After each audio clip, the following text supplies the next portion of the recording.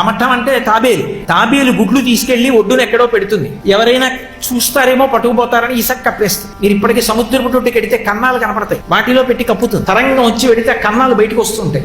నీటిలోకి వెళ్ళిపోయి స్మరిస్తుంది, నా గుడ్లు ఒడ్డున పెట్టానో అవి ఎక్కడ పెట్టానో నేనే గుర్తుపట్టలేదు, నా ఒడ్డున పెట్టినటువంటి ఆ గుడ్లు పొదగబడి పిల్లలకు కాక అని స్మరణ చేస్తుంది. దాని స్మరణల బలానికి ఇక్కడున్న గుడ్లు పిల్లలవుతాయి.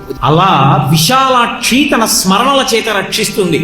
గురువు కేవలం స్మరించి రక్షించేస్తారు. గురువు శిష్యుణ్ణి స్మరించాడు అనుకోండి, వాడు బాగుండాలి అని గురువు గారు అనుకున్నారు అనుకోండి, అంతే, ఎంత ఆపదలో ఉన్న శిష్యుడు పైకి వస్తాడు. ఇది గురుమండల రూపిణి.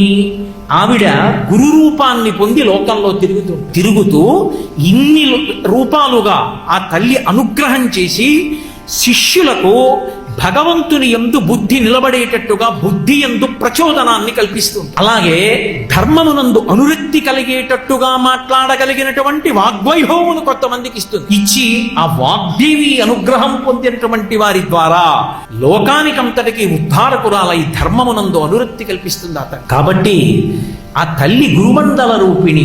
ఆ అమ్మ తలుచుకుందా, ఆవిడ ఇవ్వలేనిది లేదు. ఎటువంటి జడత్వం ఉన్నవాణ్ణి, ఏ ప్రతిస్పందన లేనివాణ్ణి, అసలు ఏమీ మాట్లాడలేని వాణ్ణి కూడా ఆ తల్లి మహాకవిని చెయ్యగలదు. ఆవిడ అనుగ్రహం కలిగిందా, ఇక వాడి ధారణాశక్తికి, వాడి కవిత్వానికి, వాడి మాటకి ఎదురుండదు, తిరిగి ఉండదు. అటువంటి శక్తిని ఇచ్చేస్తుంది.